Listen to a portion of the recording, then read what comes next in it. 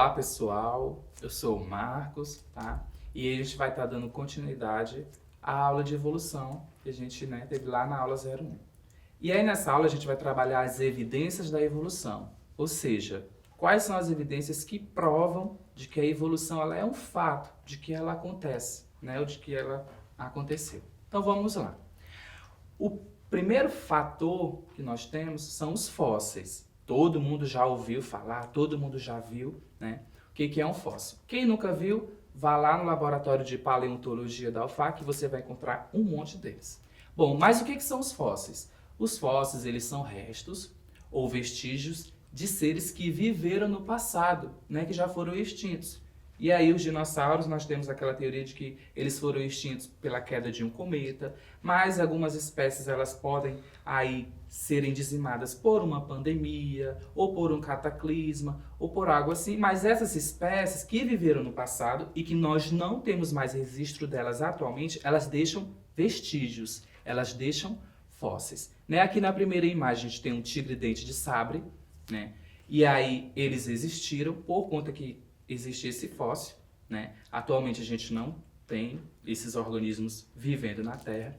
Aqui na imagem do meio a gente vai ter um fóssil de fezes, que é chamado de coprólito. O coprólito, ele aí no caso vai ser um vestígio, ele não denota qual organismo que fez isso, mas ele é um vestígio de que ocorreu, de que um organismo viveu naquela região, E aqui na terceira imagem tem um fóssil de dinossauro. Lembrando, os fósseis, gente, eles são produzidos em rochas sedimentares. Ou seja, as partes mais duras e mais resistentes desses animais serão substituídas por mineral. Então, quando você vê um fóssil, você não está vendo o osso daquele organismo. Você está vendo um mineral, uma rocha, uma pedra, E aí teve uma substituição do que seria a matéria orgânica por uma matéria inorgânica, dado aí o passado de milhares e milhares, e milhões de anos, ok? Os fósseis são a primeira evidência de que o processo evolutivo ele aconteceu. E quem estuda os fósseis? Os paleontólogos, A paleontologia. E aí, através dos fósseis, a gente pode comparar se esse organismo que viveu há milhares de anos, ele possui ali um osso que é muito parecido com o organismo que habita hoje a Terra e verificar se esse osso ele aumentou de tamanho, se ele diminuiu, se ele sumiu. E a gente consegue comprovar e evidenciar esse processo de evolução. Tá? Uma segunda evidência que nós temos serão os órgãos vestigiais. Como o próprio nome já disse, é um vestígio. Nós, seres humanos, nós temos o apêndice. O apêndice, aquele pedacinho que quando inflama, do nosso sistema digestório, que quando inflama causa uma dor absurda. O que os cientistas dizem sobre esse órgão? O apêndice, inicialmente, ele não possui uma função. Tanto que tem pessoas que quando inflama é retirado o apêndice, a pessoa vive normalmente. Mas os nossos ancestrais, tinham a dieta predominantemente herbívora, ou seja, comia muitas plantas, muitas frutas. Esse órgão ele era bem desenvolvido. E ele ali tinha função digestória, porque ele habita uma grande quantidade de bactérias que digeria celulose. Como que nós sabemos disso? Por conta que existem alguns herbívoros atualmente em que o apêndice ele é bem desenvolvido e ele tem essa função. Tá? Então, os órgãos vestigiais aí são resquício ou indício de que nós tivemos um órgão e que esse órgão ele perdeu a função, Já que em outros organismos, em outros animais, ele possui função. Então, isso aí denota o quê, gente? Um grau de parentesco, tá? Bom, e aí nós vamos ter uma terceira evidência que são os órgãos homólogos. O que são os órgãos homólogos? Homo já diz, igual. Então, são aqueles que possuem a mesma origem embrionária. Então, esses animais que possuem os órgãos homólogos, eles vão ter uma semelhança, porém, eles podem ou não exercer as mesmas funções. Lembre-se, homólogos, homo, igual, mesma origem embrionária, mas pode ou não exercer a mesma função. Se eles têm a mesma origem embrionária, isso indica que eles têm o quê? Um mesmo ancestral, um ancestral comum. Por exemplo, vamos lá. Nós, seres humanos, nós somos homólogos dos mamíferos. Vou citar 2 exemplos. A nadadeira do golfinho, né? O golfinho, ele possui esses ossos dispostos. E o que aconteceu com esses ossos? Eles se juntaram, formando uma nadadeira. Porque o golfinho, ele vive em qual ambiente? Ambiente aquático, né? Ambiente de oceano. Já o morcego, que também é mamífero, ele possui nas suas asas os mesmos ossos, a mesma disposição dos ossos. Só que os morcegos, esses ossos são mais finos, possuem membranas interdigitais. E como é que o morcego bate as asas? Ó, né? Através dessas membranas. Então, vejam só. Os ossos que formam a nadadeira do golfinho e os ossos que formam a asa do morcego, eles têm a mesma disposição, mas a função é diferente. Então, eles dois são os órgãos, exemplo aí de órgãos homólogos. Diferente, né, dos órgãos homólogos, nós vamos ter os órgãos análogos, que são aqueles que têm origem embrionária diferente, ou seja, eles não vão ter nenhum tipo de grau de parentesco, eles não vão ter nenhuma semelhança anatômica, porém, eles vão executar a mesma função. Por exemplo, a asa de uma ave possui os ossos dispostos, né? A asa de uma ave possui ossos, possui penas. Já a asa de uma mosca, por exemplo, ou a asa de um inseto, vai ser feita de quê? De quitina, vai ter um material que não tem nada a ver com a asa de uma ave. Mas que qual é a função de ambas? O voo, né? Então, os órgãos análogos são aqueles que não têm a mesma origem embrionária, portanto, a gente não vai ter uma comparação, mas que em função, né, o que ele executa, ele vai ser a mesma função, né? E aí a gente vai ter uma convergência evolutiva, tá? Lembrando que lá nos órgãos homólogos, eles vão ter uma divergência evolutiva, ok? Só fazendo esse adendo aí. Qual é um outro processo que a gente evidencia, gente? É o processo de especiação. Imagine um grupo de dinossauros. Viviam todos juntos, numa mesma área. Todos tinham a mesma característica, alguns mais altos, outros mais baixos, mas eles viviam juntos. De repente, ocorreu um isolamento geográfico, ou seja, uma barreira natural. Vamos supor que nessa população de dinossauro começou a aparecer um rio ali no meio.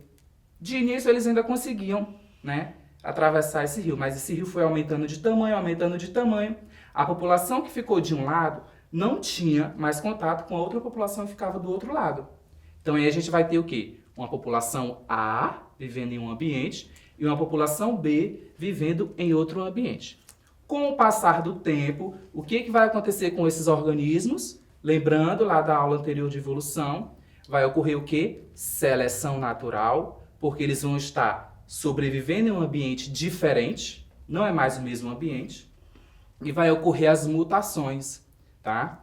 Lembrando aqui, as mutações, elas ocorrem de forma aleatória, tá? Então, iria aparecer ali um dinossauro que era mais rápido, iria aparecer um dinossauro que tem uma característica mais favorável e, consequentemente, ele iria deixar mais descendentes. Essa população A, que vivia de um lado, com o passar do tempo, ela se modificou de tal forma que, se esses dinossauros que tiveram o mesmo ancestral, a mesma população ancestral, quando eles se reencontrarem, eles vão estar em isolamento reprodutivo. Ou seja, eles não vão mais conseguir cruzar entre si. E aí a gente vai ter a formação de duas espécies diferentes, né, a partir de um mesmo grupo, ok? Através de quê? Diferenças genéticas, diferenças morfológicas, né? Diferenças tão profundas que vão fazer com que essas duas populações sejam de espécies diferentes. Elas não vão mais conseguir se reproduzir. Isso acontece a todo momento, gente, ok? Só que demora aí, né, um grande período de tempo, certo? E aí uma outra evidência que a gente tem de que o processo evolutivo ele é real é o que a gente chama de irradiação adaptativa. Lembra dos órgãos homólogos? Um mesmo ancestral. Vamos supor que essa população cresceu, né? Essa população cresceu tanto, e aí eles acabaram tomando vários ambientes diferentes, né? Uma população vai viver numa floresta, a outra população vai viver próximo a um rio, uma população vai viver numa montanha, uma outra população vai viver no deserto, e aí com o passar do tempo, esses organismos eles vão sofrer mutação e recombinação genética, e aí o ambiente que ele está inserido vai selecionar essas características. Ao passar de milhões de anos, essa população, esses organismos, eles vão começar a se diferenciar, de tal forma que eles não vão mais conseguir se reproduzir entre si e até a aparência deles vão se modificar, né? Formando aí várias espécies diferentes. Quando um organismo só ou uma população ancestral forma vários organismos diferentes, mas que todos eles vêm a partir de um ancestral, a gente vai ter uma coisa chamada de irradiação adaptativa, que nada mais é do que um processo de divergência, né? Ou seja, de diferença, ok? E aí vamos agora trabalhar a primeira questão da nossa aula. Vamos ler o enunciado. De acordo com a imagem abaixo, uma das evidências da evolução se encontra nos órgãos homólogos, aqueles em que os organismos possuem a mesma origem embrionária, ancestralidade em comum e podem ou não exercer as mesmas funções dentro do seu ecossistema. Esses órgãos são exemplos de que tipo de processo? Lembra? Homologia, divergência evolutiva. Analogia, convergência evolutiva. Ó, homólogo, mesma origem, diferente função. Então, ele diverge. Resposta, letra B. Tá? Analogia, né? Não tem a mesma origem. Ó. Um nasceu aqui, outro nasceu aqui. Mas eles têm a mesma função. Se eles têm a mesma função, convergência. Então, qual vai ser a resposta da nossa pergunta aqui, pessoal? Letra B, divergência evolutiva. Olhem para a imagem. Verifica lá, ó, baleia, rã, cavalo, leão, o homem e a ave. A disposição desses ossos são a mesma. A ordem que eles são apresentados, né? Dependendo do ambiente que ele está, como a função vai ser diferente, um vai utilizar essa região do corpo para nadar, outro para saltar, outro para correr, outro para agarrar, escalar, alguns para voar, tá? Então, essa questão típica aí de homologia. Segunda questão. Desde que os primeiros animais foram domesticados, o homem vem alterando suas populações a fim de melhorar as características que julga mais importantes, tais como mais carne, mais ovos, mais lã, entre outras. A domesticação do lobo levou ao surgimento de uma nova espécie, o cão doméstico, tá? Então, o cachorro aí que você tem na sua casa, ele veio da onde? Da domesticação do lobo selvagem, né? Mas como que o ser humano conseguiu produzir raças de cães tão diferentes? O ser humano, gente, ele realiza algo que a gente chama de seleção artificial. O ser humano, ele escolhe. Ah, eu vou querer um cachorro que seja alto e peludo. Então, ele vai tentar cruzar, né, uma raça de cão que seja alta com uma raça de cão que seja peluda. E aí ele vai escolher ali dentre os descendentes qual que ele vai querer. Ou seja, ele vai selecionar qual vai ser a característica de interesse. O homem, ele faz isso. Qual raça produz mais ovos, né? Quais vegetais são mais resistentes a determinada praga? Então, o homem, ele escolhe. Qual é o nome disso, gente? Seleção artificial. Com os cães, com os animais, ele faz o quê? Cruzamento seletivo. Então, a gente tem aqui a resposta, né? Letra C. Né? O homem, ele não realiza seleção natural, que isso ocorre na natureza. Mutações genéticas é da natureza. Lei do uso e desuso, Lamarck, né? Lembra aí? Isolamento de raças, nada a ver com a questão. Então, a alternativa correta é a letra C. Tá? Então, uma dica que eu dou para vocês, pessoal, que queiram aí se aprofundar nesse conteúdo, estudem embriologia comparada, leiam um livro chamado O Gênio Egoísta, de Richard Dawkins, e acessem a plataforma Eduque, ok? E em caso de dúvida, revise essa aula, ok? E é isso aí.